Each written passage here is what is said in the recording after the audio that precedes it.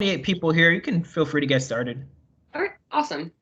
Well, hi everyone. Thank you so much for coming. We're SparkDev with Code for South Florida. A little bit of overview how this demo day is going to go is we're going to go over the mission statement, go over our sponsors, introduce the committee, and then we'll have the team projects. So our mission statement of SparkDev is to form groups around particular interests and passions in STEM fields, where each group dedicates themselves to a 9-week project intended to learn more about the particular interest or passion. One of our sponsors is FIU's Honors College, which has been tremendous for us to have a collaborative group of people from different backgrounds, not just computer science or any computing. We also work with the FIU IT department. The students who work on projects with the IT department, they're actually projects that are being implemented within our university. And then we're partnershipped with Microsoft as our co-sponsors. Us.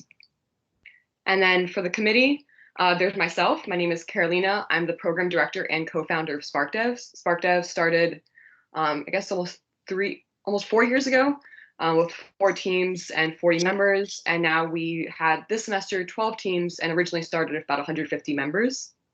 We have Luis Fernandez, who's our resource manager, Kaylee, our outreach coordinator, Joseph, our associate director, and Anna, the social media coordinator, and then Shay, our events coordinator. And then now for the teams. First, I'd like to introduce BadgeWatch with Microsoft with Wendy as leader. Hi, thank you, Carolina. Of course. All right, thank you. All right, so introduce BadgeWatch. BadgeWatch is a tool that will provide the South Florida community with information regarding civilian to law enforcement interactions. The goal of this application is to bridge awareness to locals of their civil rights and to encourage a local system of checks and balances on the actions of law enforcement.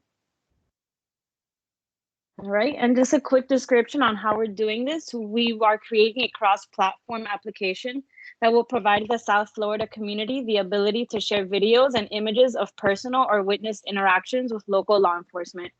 Our users would be receiving daily push notifications of their rights and will have access to articles pertaining information with how-to steps on dealing with uncomfortable interactions with law enforcement.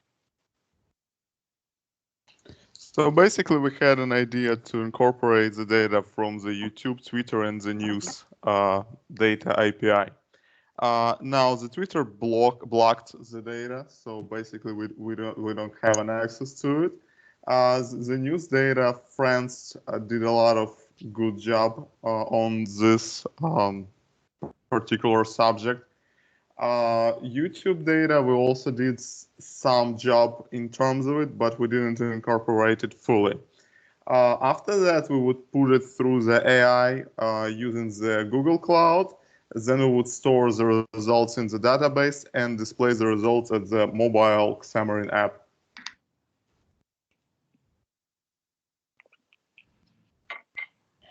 Hi, I'm Jesse. So the technologies we wanted to use for the app were pretty much all the Microsoft ones since we're sponsored by them. So we were going to use Xamarin Forms to create the front end, which is Microsoft's cross-platform mobile development thing. It uses C# and XAML to create the front end. We were going to use CosmoDB, which is Microsoft's NoSQL database, to hold all of the videos and stuff like that. And then we were going to host everything on Azure. And we used GitHub to manage the versions of the project and Adobe to prototype the front end.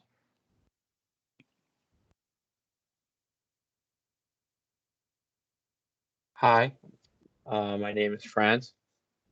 So this is a slide showing the alternative software stack.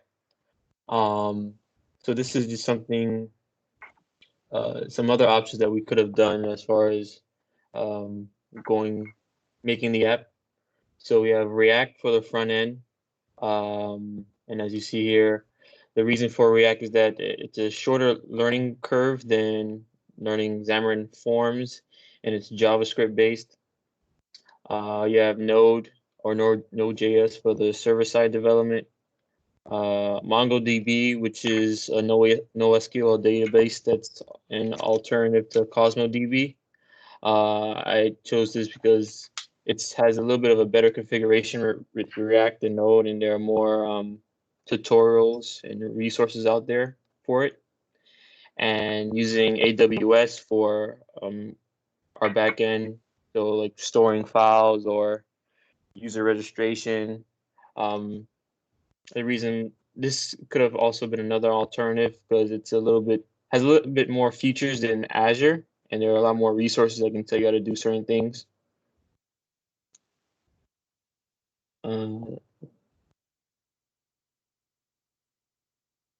So I guess I'll continue here. So this was just a prototype that we made as far as how we wanted things to look.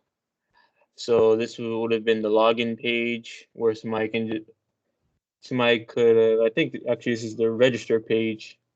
Somebody could register their account so they can post something on the site.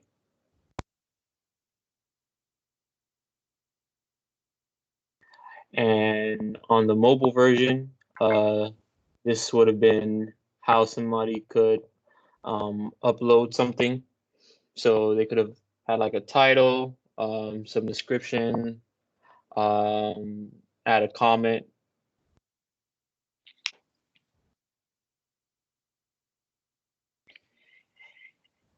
And then this is the main page. This is where somebody could see like a list of posts. This is just the mobile version of it.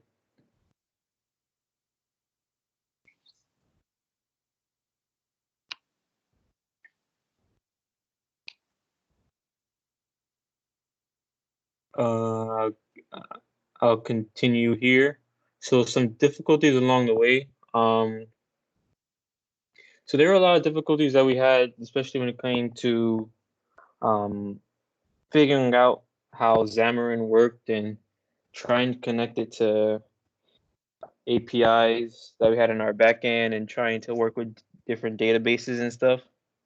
So the learning curve for that, it took a while, and that kind of hampered our success a little bit in making the project.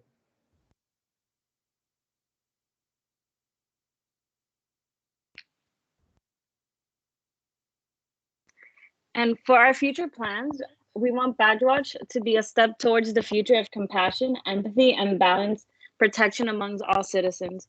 Our future goal is to get this application up and running. We want our local community to understand their civil rights and how to keep themselves informed. As a community, we must all work together and ensure civilians and law enforcement officials protect one another and hold those who take part in unlawful actions accountable. And also, I have like a small demo that's running on my machine. I don't know if we were going to be allowed to share what we have done so far.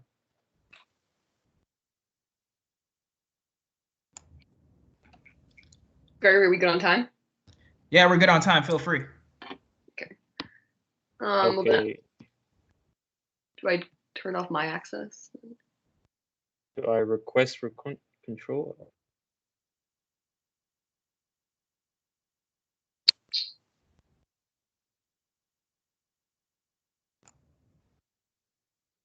So who needs access? Let me make you a presenter. France.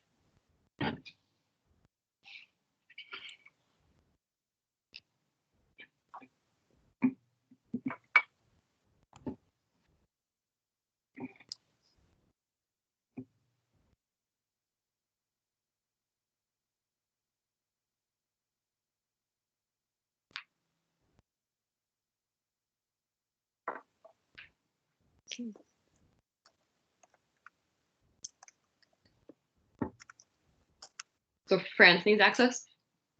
Yes. I can make I sent his name on the chat. Okay. You should be a presenter now. Okay. Um,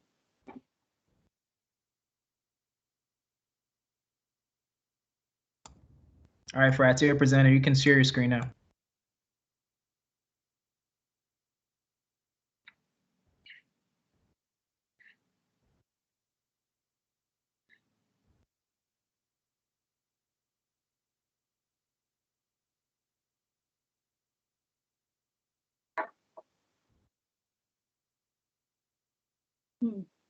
Might be mute. Oh, he's muted. Yeah. Oh, France, you muted. Oh, okay. Can you hear me now? Yeah. I assume, yeah. All right.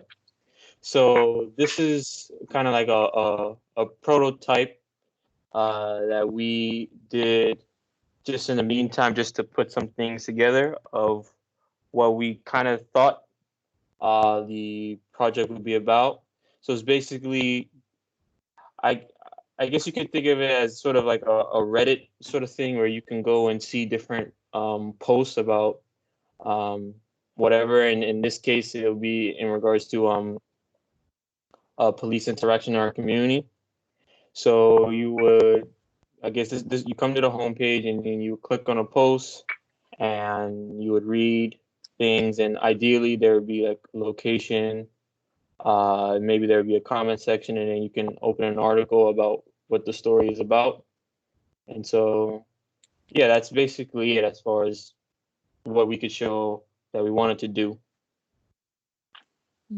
Thank you, France. Thank Welcome.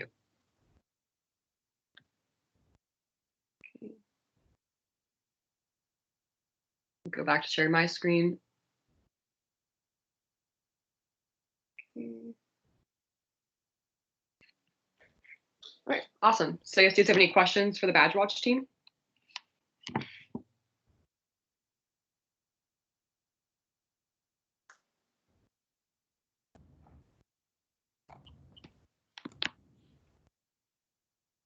Yeah, so I have a question. So Gregory here. So when we first started BadgeWatch, it was a project with the American Bar Association for Racial and Ethical and Coalition. And I was just curious, like, if given more resources or an opportunity to like work closely, would you guys like work on this project more? And I know some people are graduating and going off to do bigger things, but I'm just curious. For me personally, this is Fran speaking. Definitely, this is something that just once school settles down a bit, I plan on working a lot more on, because I see it's a pretty cool thing, and if the community can use it and if there are enough resources, it's definitely something I think that I could build upon. Yeah, I would also be interested in continuing working on it. Yeah, this is Wendy speaking. Same. Yes, Roman. This is Leanne. Greg, I'm so excited to see this project actually coming to fruition. For those that don't know, I'm the one that kind of started the Justice Hack, and that's where it came out of. I really, really appreciate that you guys put some time and effort into it. I'm curious as to whether or not you've had a chance to connect specifically with local law enforcement, the public defender's office, or also the state attorney's office around maybe getting a pilot deployed so that you could actually see this technology in action.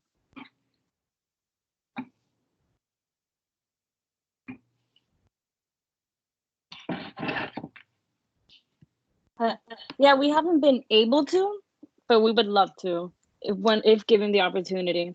Because we've noticed that with spring break and the coronavirus, there's been so much going on, and one of our biggest issues was getting data. Hey, Max. So that's helpful feedback. This is Leanne again. I'm happy to connect with you guys offline. I probably missed an opportunity to do so before, but I think the real value of these ideas that started off in a one-day hackathon to now see it come a little bit further is actually a testing opportunity. Okay, we would love to connect, Leanne.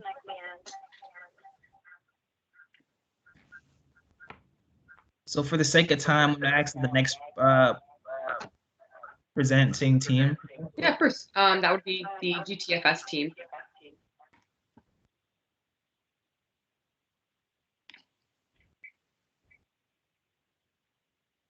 That would be Fulton and Kay. Hello. Oh, there's an echo. Why is there an echo? Let me mute myself.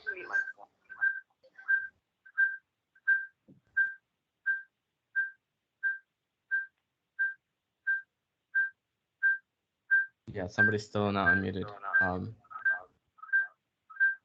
There's a beep in the background. Yeah, okay, cool. So the GTFS team was basically tasked with taking the different data points from Miami-Dade County and then being able to create an API that unifies all of them. So basically, we took that API and we built documentation around it as well. And also created kind of a proof of concept of how this data can be used to actually create useful applications with it. So if we can go to the next slide. So our project was built with React in the front end. We use style components to do all the styling, no libraries. The backend is Python with a Flask server. And we're also using MongoDB to store any of our user information. And we use GitHub and Leaflet to be able to continue working on the project. So GitHub hosts our code as well as hosting our front end. And then Leaflet is what we use to generate the maps for the demo. Sorry, is there a way we can force mute people who... Oh, wait, it's not echoing anymore. Yeah, I just force mute somebody. It was somebody with a phone call in, so I just muted them. Okay, cool. Okay. So these were the APIs that we were able to use for our application. So we were using the Miami-Dade Transit XML API that gives us the real-time data for the buses and the trains. We're using mainly the TSO mobile API, which was done by TSO, which is a third party, and we're using that for the buses. We have the ETA API for the trolleys, the Brightline API for the trains, and then the transit time tri-rails API for the tri-rails within our application. So our team is made up of me. I'm the lead. Kay is our co-lead. Our backend was Lazaro and Felipe, and then me, Kay, and Martin worked on the front end. Actually, can we give Kay presentation status so that she can demo the application? Okay. Let me go to...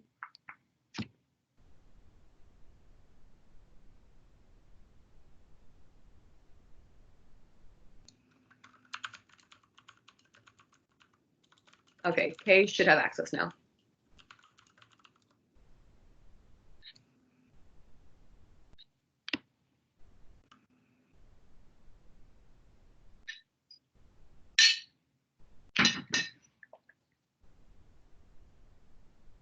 Okay, Kay, we can see your screen, but we can't hear you now if you're talking.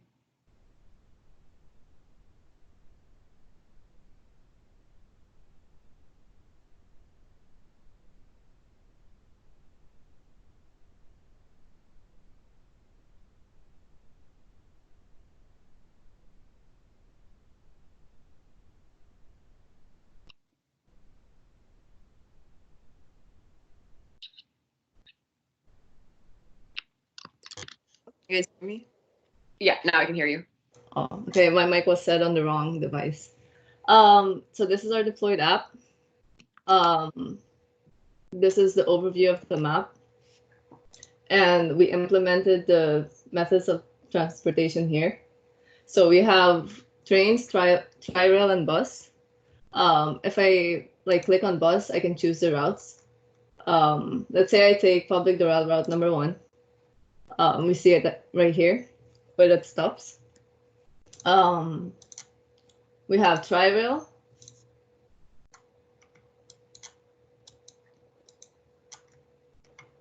And we have trains. And then we can fill out departure date. And then once we search that up, it should pop up. I guess.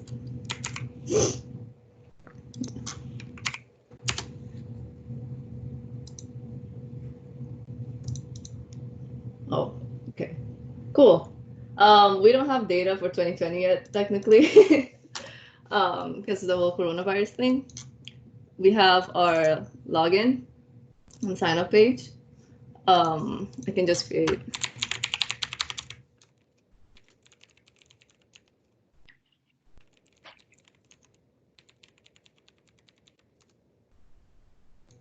We would have our profile.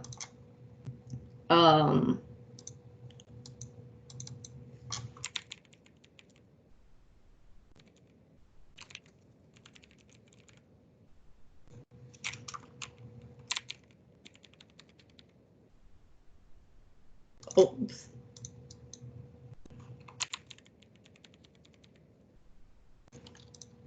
Did I do this wrong?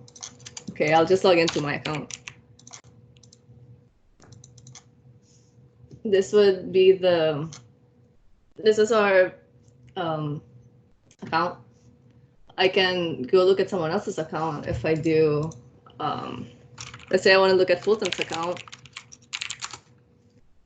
And here's Fulton's account. So that would differ from what a user, a logged in user would see. And so like a public versus private account. Fulton, do you have any more to add? Yeah, so the main reason why we have accounts is because we do have this segmentation of data between the buses, the trains, and the tri-rail. So we wanted to implement a way for a user to save only the ones that really pertain to them. We haven't gotten to that yet. That's something that we're actually going to finish implementing this weekend. So once we have that, the user's going to be able to save the buses that pertain to them, the tri-rails, the trains that pertain to them, so they can have a list that they can pull up to quickly get the routes and everything else that they need. We also, for the buses, we implement a little bit more information for the bus stops. Okay, if you want to go back to the map and kind of show that real quick.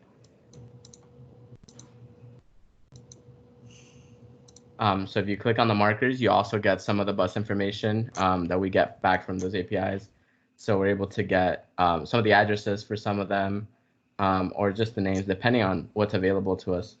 But that way you can start making plans around the different routes and stuff.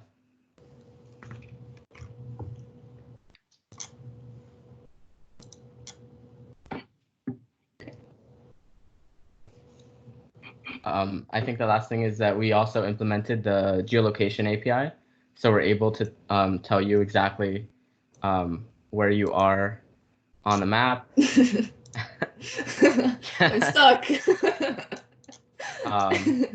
And just so that it gives you kind of like how close you are to like the specific routes and stuff like that. But I think that's it. I think we covered everything within our project. Looks awesome. Thank you. Carolina, you can present. Okay, we'll take back the screen. Okay. Cool. Okay.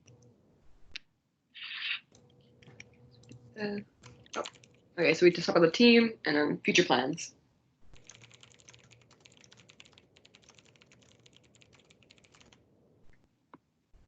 I'm muted. Okay. All right. So just if you just want to go ahead with the future plans. Yeah. Our future plans include completing user functionality and potentially adding more additional APIs, and also adding a user list feature.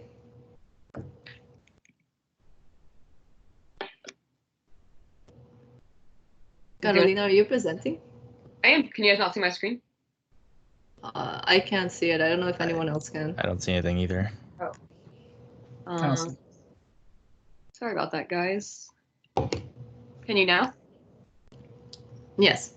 Yeah. Okay, cool. So you just talk about the future plans. And then the next question is just, does anyone have any questions for them?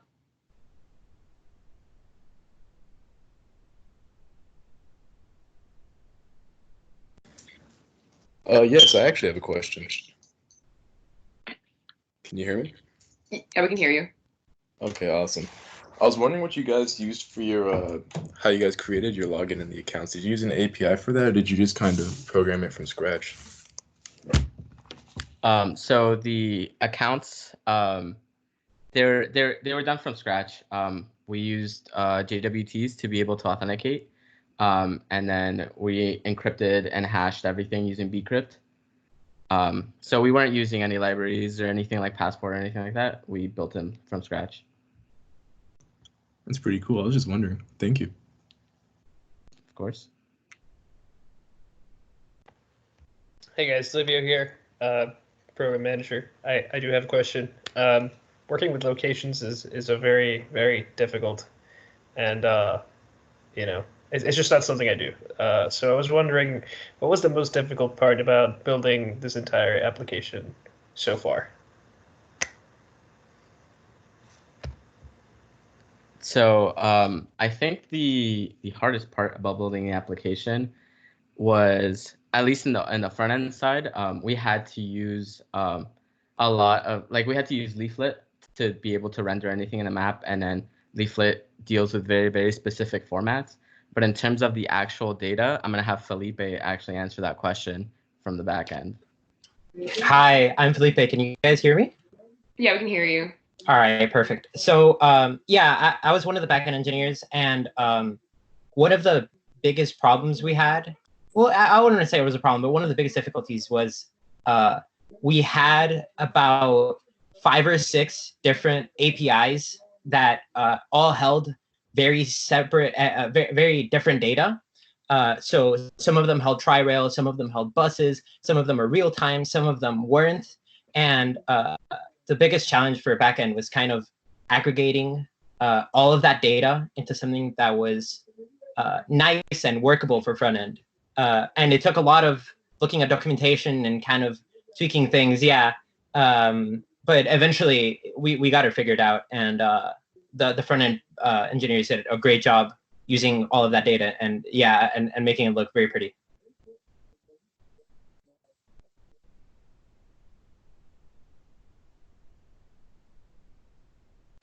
Yeah, I mean, I look at I just visualize, I'm a developer too. I do mostly WordPress, but I just visualize all this stuff, and I can imagine, especially if we're drawing data sources from different APIs, that must have been a lot of sweat and tears, as Kaling is saying over here. So, virtual snaps to you guys for dealing with very complex data sets with different pieces of everything. Thank you. Great, awesome. Thank you so much, you guys. If no one else has any more questions. Okay. I'd like to introduce then the Transit Alliance team. Belinda. Oh.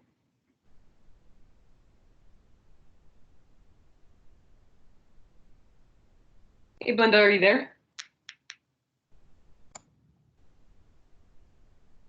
Belinda's on. I just made you presenter.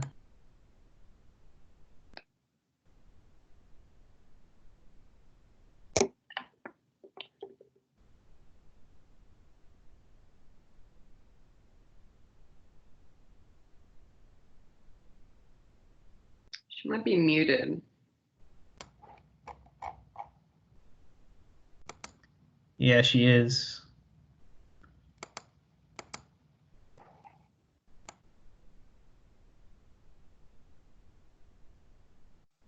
I think she's muted, actually. Can someone unmute her?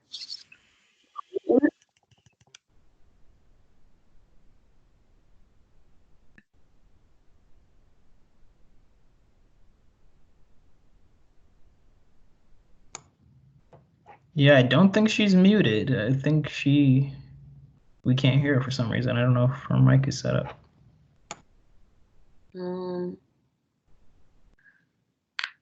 Is there anybody else that can go over the presentation? Yeah, is there anyone else here from Trans Alliance that can go over the slides? She's here, actually. She just texted me. She's probably having issue in connecting. What if she was one of the people that were calling in via phone? Yes, she is. She's one of them. weren't they muted, like forcefully? Yeah, they were. So that might need to be muted from whoever did it.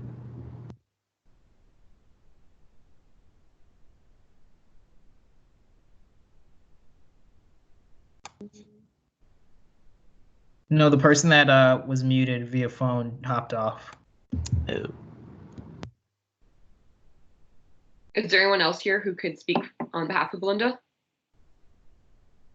Hello, my name is Mac. I actually am going to replace Belinda for a while she's having difficulty in connecting. Hi, everyone. Hey.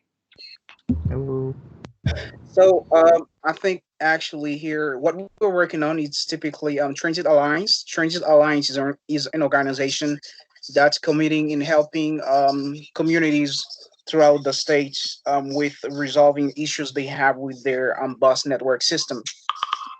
And what they were doing here in our city here, they were actually helping redesigning the county, the Miami-Dade County bus network system. So therefore, our project here it included to plan and visualize an application where users can actually go in there and plan a trip. So next slide, Carolina. So this is a bit of the description of our project. So it was for to create an online trip planner that can allow anyone to input an origin and destination and have the trip routed on the new network that we were building. And then the user actually would be able to compare the current network system we have in place versus the new one actually that we have built. And our goal throughout the process was to, like I said before, was to route a trip between a specified origin and a destination, compare the trip travel times using speed assumption, and as well visualize the trip on the map. So the requirement was to use the best practice for version control and documentation throughout the project and establish a deployment workflow to use a cloud service, and as well use a workflow to an updated GTS file to be provided as input to the user.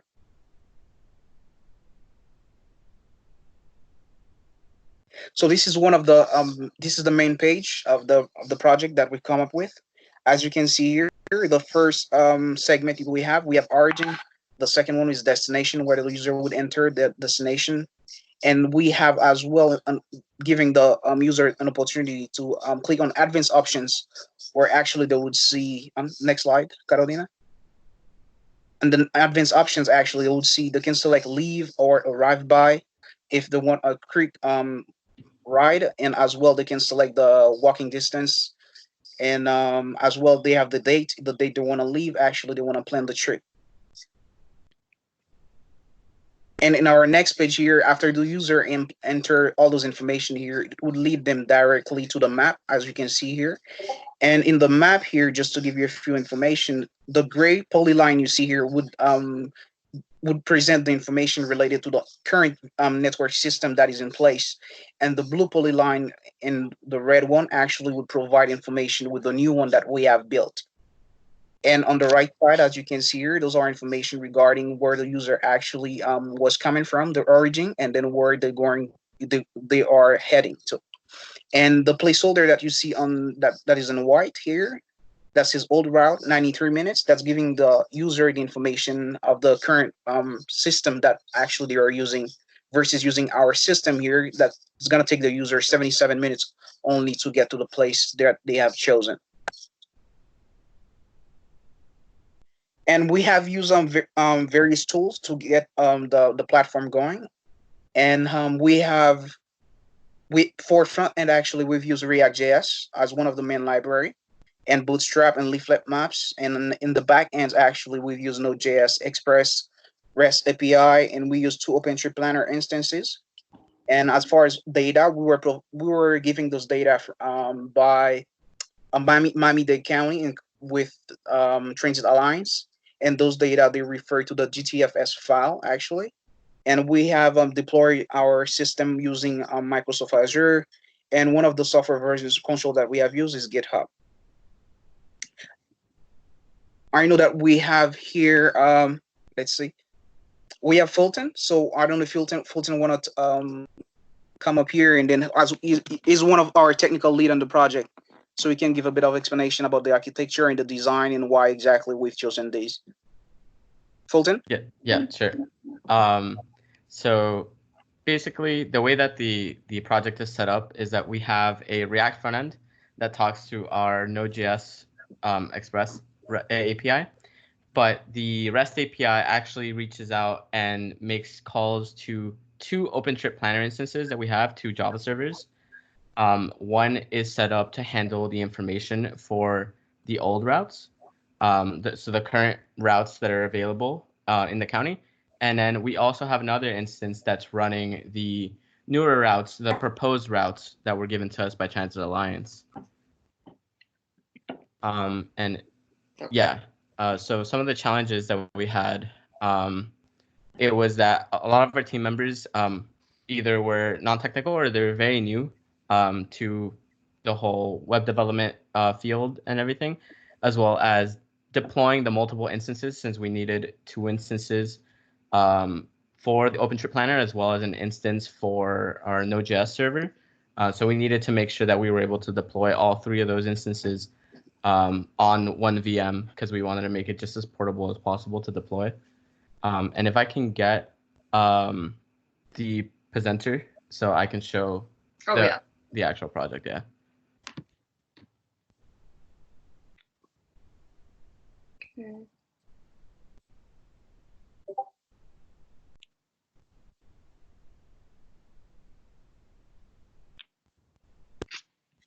Okay, made you a presenter.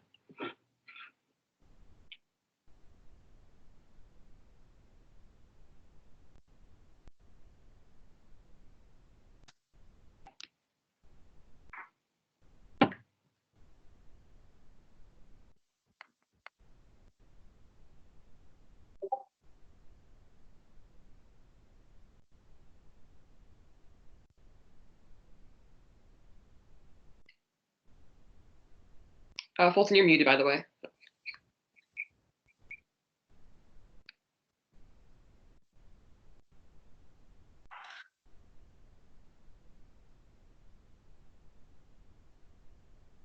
Hello, Fulton. Okay, yeah, got it. So currently we have this deployed on GitHub Pages. Then this is our React application. So like Mac had already explained beforehand, is that we can either take the current location of the user, or we can do something like FIU to Jackson. And we have autocomplete for all this, so that it makes it easier on the users.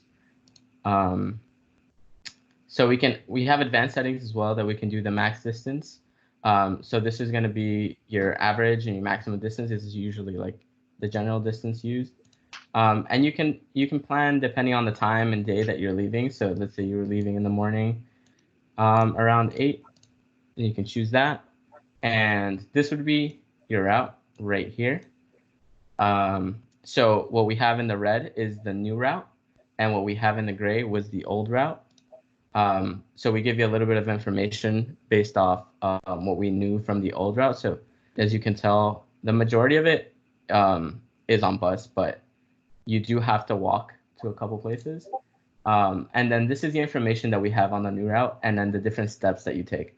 So you originally start from your origin location, which is FIU, you're going to be walking for about 13 minutes until you get to the bus terminal. And then you take that all the way down to Jackson. And obviously, like the route that we give you is going to be different depending on the time and day because of what buses are running and what different methods of transportation are available to you. So we also were able to compare the time difference between the new and the old route, and we tell you when you're going to be arriving.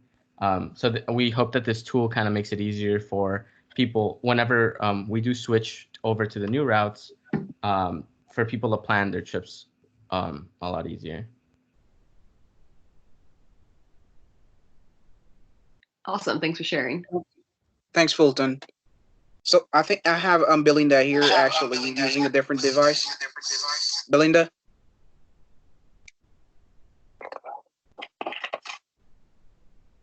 Hi, team. Hey, we can hear you. Okay, perfect. All right, so what is up next is that we are going to work to put every single bus stop ID that we can receive from the back end and show it onto the map, as well as we want to work on landmarks and creating pins for that.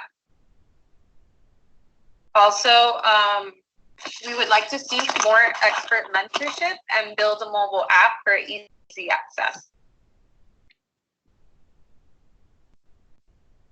And Bolton Garcia is the technical lead. Our team members, Ivan Reyes, Leo Paletron, JP, George, Carlos, Gabby, and Mathieu. And if we have any questions?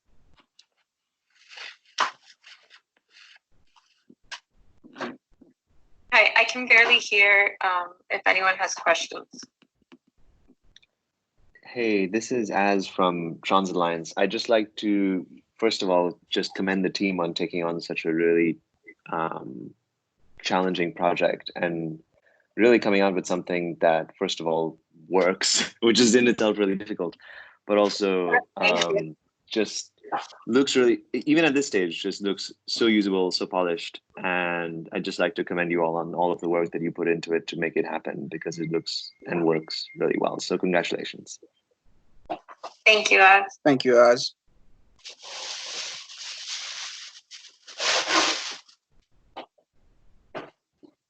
I mean, this was really a very tedious work. We had actually to learn everything from scratch, and the team actually had to put a lot of hours in learning things and then implement them.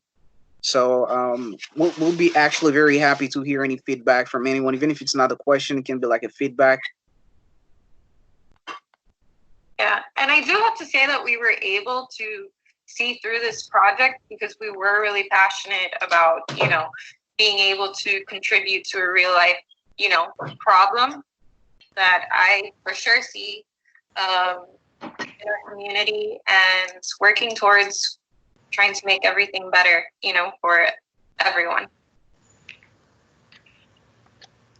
Yeah, and I like that you use the example of FIU as one of the potential trips that would be improved, because especially for anyone else who works out of the or studies at the Maidega campus, is one of the places that doesn't get a lot of frequent service right now. So it's also a great example that you chose to illustrate with.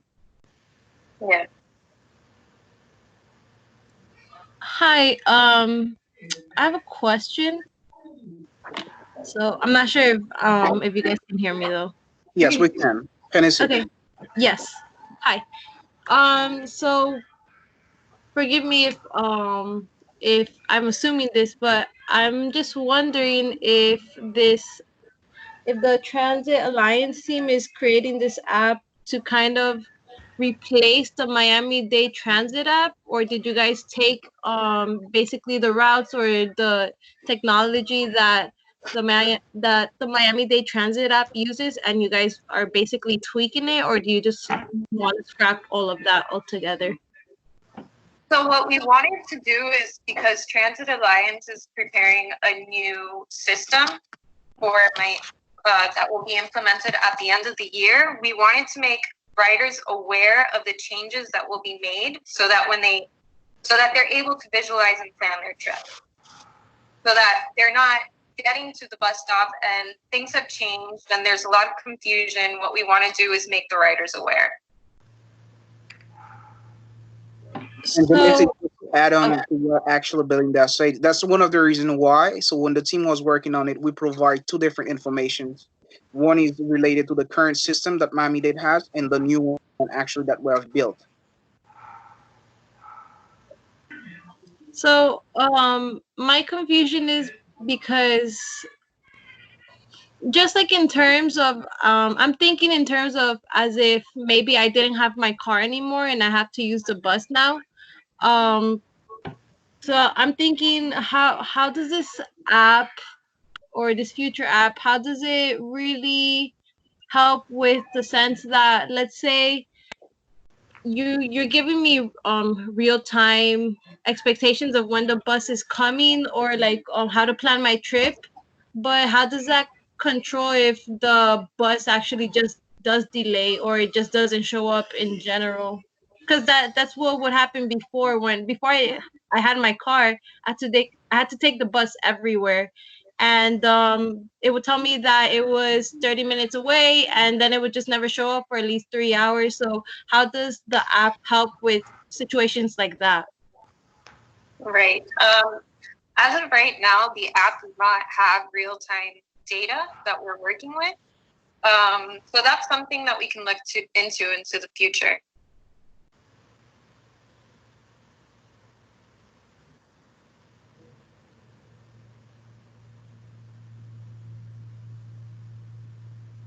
Hello? Got it. Sorry. I got it. Yeah. Thank you. You're welcome.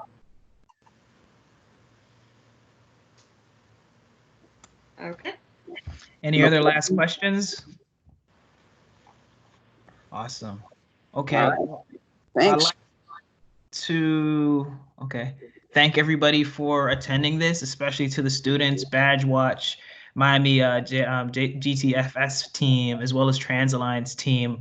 This is really incredible work for the GTFS team. I know I didn't mention it to you guys, but I really see the app that you guys made as a kind of like the foundation as the city looks to get like more microtransit data for scooters when things are back to normal after COVID. So I think a lot of these projects have legs, and we at Code for Miami are going to continue to push to see how we can kind of strengthen and leverage our refunds, our resources to kind of support you guys in this work if you want to continue doing that. And again, as an organization, I think I really like to thank Microsoft as well. I know I work for Microsoft, so it's funny me saying thank Microsoft, but thanks Lucas for like investing and supporting Carolina and the vision for making this possible. And we're hoping to see if we can continue this in the coming years of our type of support with institutions across South Florida to do more public public interest technology work, as well as tech for social impact work. So is there anybody that want to wrap up? Carolina, is there any last words you want to kind of say to everybody? Yeah, no, I just want to say thank you everyone for attending today. And thank you to all the teams for still working through coronavirus.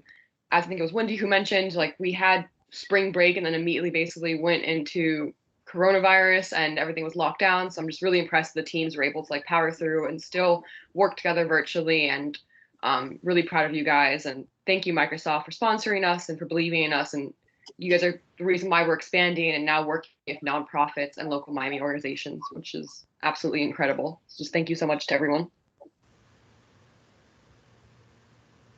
And for all those CS students that are looking for the next type of thing to do, Microsoft is still hiring even amongst this COVID-19. I encourage you to look for all the internships, and they're opening up a Atlanta office. I know I sent an email out to a few people, but for the new people that are on board, Atlanta is opening up a bunch of software engineering roles, and this is a time to apply. If you're not familiar with Microsoft's LEAP program, LEAP is an apprenticeship program with JDU, and they look for minorities. So if you're looking just for an easy way, if you just graduated with a CS degree or finished a boot camp and are looking for the next thing to do, that may be opportunities for you. Or even joining us here at Code for Miami, where a lot of the people typically that successfully finish a project get a job in the area within the next 3 months. So we're here to support you if you need us. Thank you so much. Hey, Greg, would you be able to post that link in the chat of where we can find that opportunity? Sure, I'll post it right now.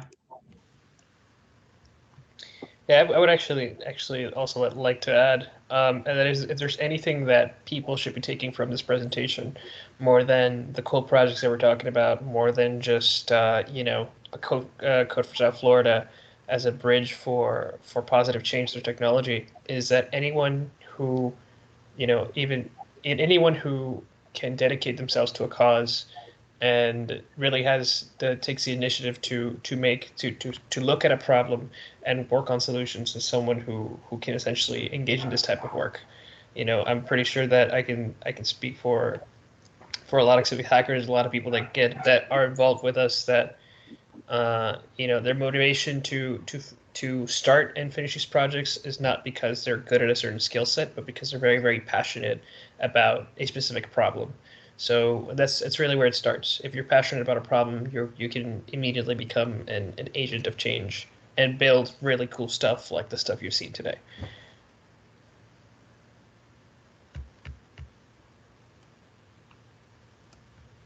Thank you, Olivia. So I want to thank you again. This is being recorded and will be posted on our YouTube and shared with some folks internally at Microsoft as well as at the city and county so they could see your wonderful work.